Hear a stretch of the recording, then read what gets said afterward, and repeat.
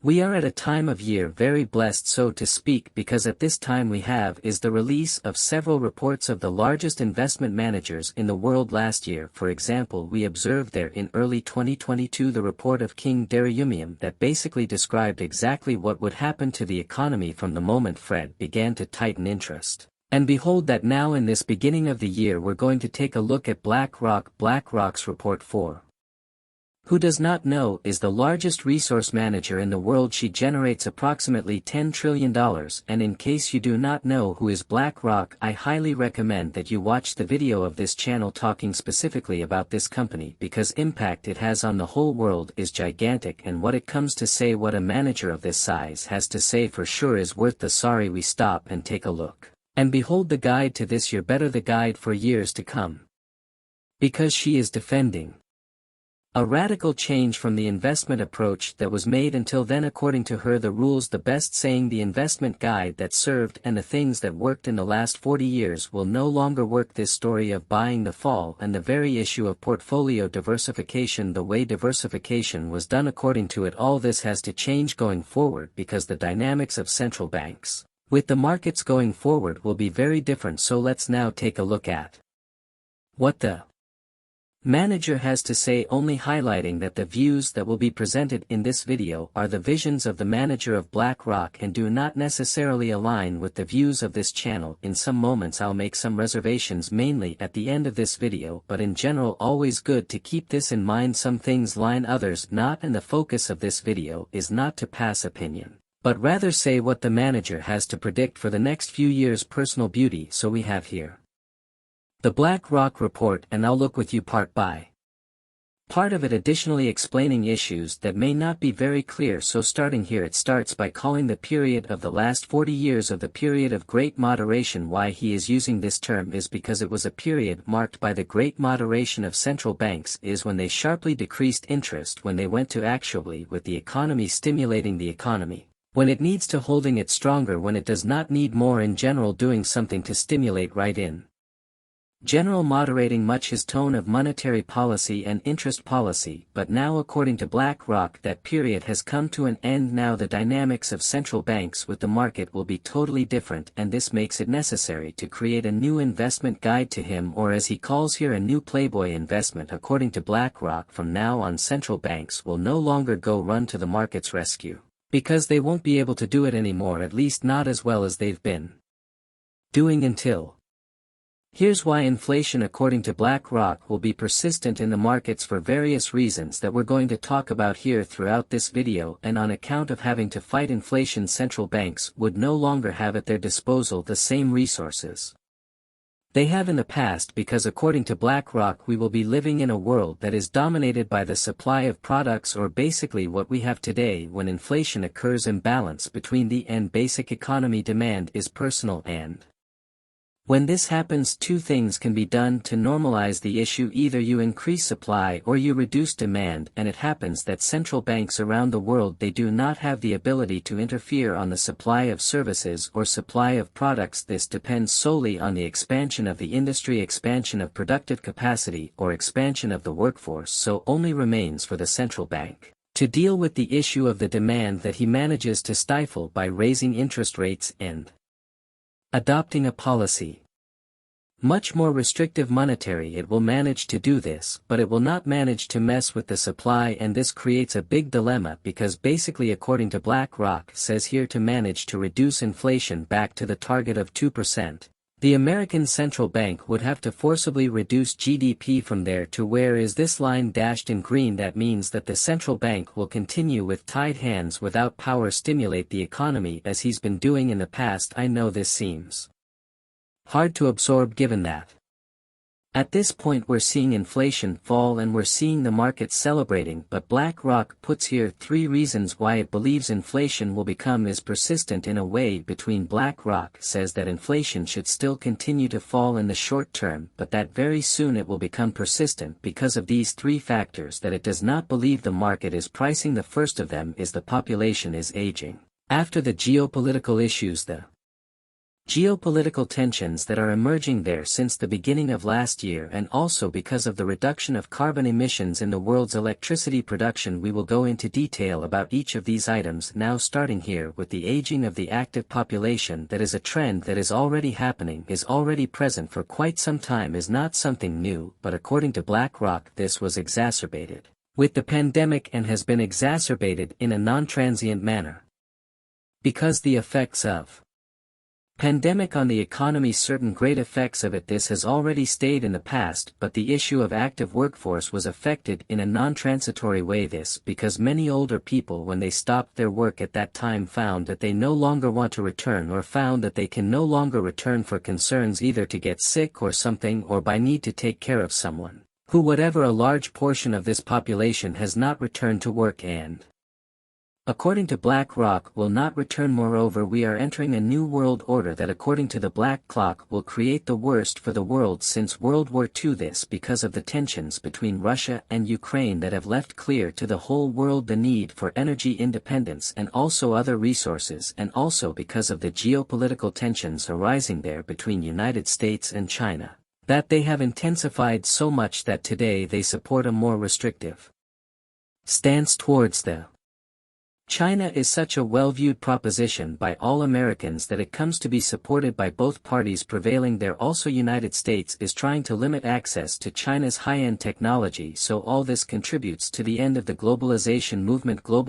movement. It favored enormously reducing costs around the world for the sake of leaving specialized things to certain countries, so you had their China as factory of the whole world had other countries with the food producers and everything, and this everything is being reviewed, and according to them this will cause the very big impact on inflation, which is a difficult impact to price, but that will be present and will contribute strongly to keep inflation restricted, or better, inflation without getting back to the 2%. And finally, the third component to keep inflation in the trench will be the issue of the transition from the energy matrix to the carbon neutral matrices. This is something that has already it's been going on for a long time, and it's already had a big impact on inflation around the world. And it's interesting to hear BlackRock talking about this, because BlackRock was one of the biggest proponents of ESG, which is precisely the issue of sustainability that has forced many industries around the world to abandon other ways of producing energy for carbon neutral production. In no way I'm talking against it. Okay, a personal world trend is something that has to happen really, and they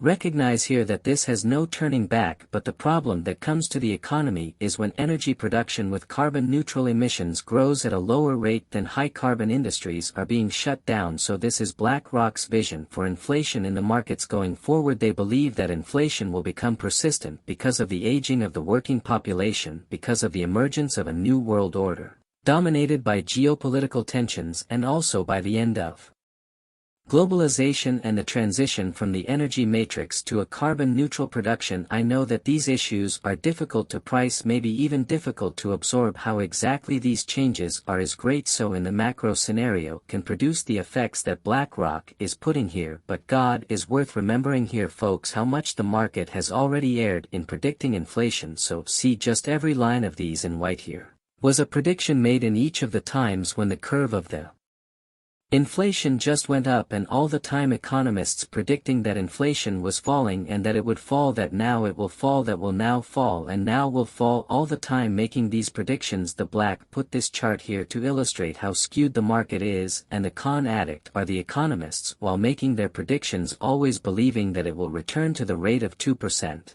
without major problems. Maybe this explains why the market is at that moment so believing that it will actually happen. And why are markets so excited even with inflation still high? Beauty. So we already understand why BlackRock that inflation will become persistent, and also because she believes that central banks will be tied up before this and can no longer stimulate the economy as they have been doing until then, but because after all it is saying that the investment guide used by markets so far will no longer be functional for years to come. And to answer that, let's start here. Looking at the greatest notion of all the best, the greatest meme of all, the investment market, that is to buy the falls according to BlackRock, buy the falls will not apply more to this regime, and the reason is very clear when we start looking at the origin of this meme here. This started because if we look at the story until more or less the year 2000, the United States, he didn't have a market performance so far from the rest of the world as he happened to have after that was when central banks, mainly Fed, started to stimulate more American economy, that we started to see as big jumps and big differentiations between the market and the United States and the market of other places in the world. Basically the dominance of the dollar and the ability to print money without large limits. Sure, the more they print money the more money they are worth, so you don't have a certain limit there. For that was this ability that benefited enormously the United States market, and according to BlackRock, this would be with the days counted, because now Fred would no longer be able to act by stimulating the markets as he had been doing so far. Then according to BlackRock, simply by any fall making an exposure there on the American ETF in simple and direct ways as it was done by then should not work anymore either, because now when we have falls we will probably have lasting consequences on the economy, and the real market gain would come with a more selective exposure. So it's not that they're talking against buying a active because it's cheap, it's simply telling people to be more selective from now on. They're saying, look, buy an ETF with a comprehensive exposure in the markets will no longer produce as monster results as selecting assets that are actually cheap and that are actually being benefited there by a transitory mood of the market. They put as an example of this the issue of the most sensitive sectors' increase in interest, as for example, the housing sector in the United States, that in recent months has had a much more drastic drop than in other periods where there has also been a credit squeeze. When the interest rate rises, the cost of money rises, also the cost of loans goes up, and so the price and sale of homes tends to fall, as is actually happening, or better happened in the year 2022. Historically this type of movement has always been very easy to be exploited by markets, because what they were talking about is the OK dropped, but soon the Fed will cut interest rates, so this will go up again. Then all I have to do to make money is simply buy here. And what BlackRock is saying is that if you buy low assets that are very sensitive to a rise in interest rates, so what will happen to you is simply stay low for a great period of time, because it will take for central banks to be able to stimulate economies as they have been doing until today. Another rule that according to BlackRock needs to be reviewed is the issue of the division of portfolios by the ratio 60-40. Historically, the investment market has always been dominated by the idea that the ideal lease would be 60% for stocks and 40% for government bonds, and this division is due to a very simple reason. In times of recession where we have stock prices falling in general, the value of the bonds goes up. This because it is worth remembering that price of a bond, i.e. let's assume you bought there the government bond, sure you pay, I don't know, 10%, 13% a year, okay, 3% is your income, but if you want to sell that bond, get it out before you expire, can at a certain value, that the function of this income interest rate function. And what is not so intuitive always people understand is that when the government starts to reduce the interest rate, if you bought a bond with higher income, right, this bond begins to be worth more than your bond values. In times of recession when stocks are falling, that the government, or rather that the central bank historically always did, stimulated the economy by reducing interest. That happens when it reduces interest, the value of bonds rises,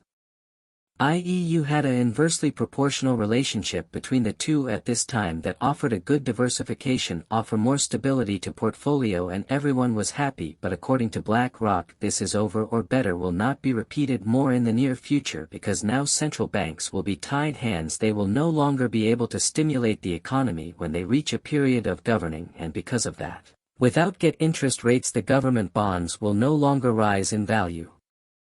Who accompanies this channel should remember that right at the beginning of this year, if I'm not mistaken, was the first or second video I made this year, I talked there about how atypical was the year 2022, because it was a year where we had just this phenomenon that the black what is saying it will become common happening. It happened last year. We had the whole market falling and central banks tightening interest rates, i.e. bonds fell too. We had a big fall in the variable income market. In the fixed income market, at least the grocery market of the fixed government bonds, so according to BlackRock this will become much more common from now on. At that time I showed the statistic to say that it is probably the year 2022 will not repeat so soon, because that's what the statistic shows right looking at the past. But in the view of BlackRock, I'm not talking about that I agree, that I disagree, I'm just passing the view of her here in this video. In the view of BlackRock, this will become much more common too. From now on then, according to BlackRock, for the investor to achieve a higher profitability in his portfolio, he will no longer be able to use this proportion. He will need to expose much more to the stock market. He will need to put 80% in shares and only 20% in securities, and detail these securities should be tied to inflation. Is no longer the bond thereof fixed or the normal debt bond, there is the treasury. And yes, the bonds that are indexed to inflation, because according to them inflation will become persistent. So look at the. According to BlackRock, what they are saying is that from now on you simply pick up and put there 60% of your capital in the ETF of the American Stock Exchange and 40% in government bonds will no longer produce the good returns that have been seen in recent decades. According to them, from now on the investor, it needs to be much more selective. Invest will become a more difficult activity, and that requires that the person chooses by finger the sectors to which he wants to expose himself, to the finger the companies to which he wants to expose himself. So I'm saying right again, no. I'm saying I agree that I disagree with that. I'm just passing on their vision, and also according to them this should be done in the ratio 80-20, i.e. 80% variable selling and only 20% in fixed income, and for that they put here the new investments of them that we will go into detail now. Basically they put here two questions to be answered at the time the investment is made. The first of these is if the damage has already been priced, so we've had central banks there increasing prices, or better increasing interest. Well, this damage has already been priced in the value of the assets. According to them today it was not certain. We are here see, so according to them has not yet been priced. And the second question is the market feeling regarding risk. The market is in a feeling of whiskey, i.e. is favorable to take big risks, or it is in a feeling of whiskey off, cautious there with taking new risks. Second, the black clock today, we're feeling here whiskey off, so allocation they would recommend in this period that the person stayed away from variable income, away from government bonds, and exposed themselves only to private securities, because according to them private sector companies, they were highly benefited in the past. Cheap concrete, they already refinanced their credit while it was still cheap, so they are with very strong balance sheet, and this gives security to their debt securities. BlackRock also says that from when the damage is priced in the value of the assets, then yes, that will justify a exposure in variable income as well as will justify an exposure in government debt securities. But short-term in detail here again, they always want inflation bonds and not other bonds. I know they have preference for that type of bond because the report is quite long, and is that I'm some for you. So although not talking in that picture, there's another picture here where they put in detail what titles they like and which they don't like, and explain on the side here why do they think so. In case you want to take a look at the report in detail, I'll leave a link there in the description. But basically the titles they like are the inflation indexes too, i.e. they put here a clear preference for quality. They don't like emerging markets, they like markets in days, are with a preference right at that time for developed markets, and also for high quality in bonds. Then bonds invest, so grid mind here also for private securities allocation. They would have a big favor, and they also like mortgage-backed securities, i.e. real estate credit, because today the cost of real estate financing has become much more expensive than it was thanks to other frame interest rate increases. That are worth showing to you before we close is this division that she made between strategic vision, that in reality would be the long-term, and tactical vision, that in reality would be short-term. Or B, she has a distinction here of how she sees the market and how she would like with the market, given the deadlines. Investment in a shorter horizon of 6 to 12 months, that is just here short term. He does not want to be too exposed to equitis I and not to be more exposed to credit, which is what we saw there in the previous frame. But for a long term he puts favorable to exposure in stocks, because he said that valuations in the long run they are not yet stretched in black. Rock's view this puts even more favorable also for investment in private credit as long as it is done in quality and not in high return assets because they say that these are more vulnerable to recessions. So personally, this was the BlackRock report. Before we finish, I would like to leave here a very important caveat. What I mean is that the reason we have to listen to what Black has to say is also a reason why we should not necessarily follow everything she has to say, and the reason is very simple. BlackRock is the resource manager of the world, with a close to $10 trillion under management, and this means she knows very well a market. There's nothing to talk about it, and that's why we should hear what she has to say. But it's also the reason why we don't necessarily need to do what she has to say, because when you're operating $10 trillion you have a very big difficulty in relocating this capital. You can't just buy at the moment, sell in another. You can't exploit assets they're smaller that are suddenly more interesting. I'm not talking about smoke caps, okay?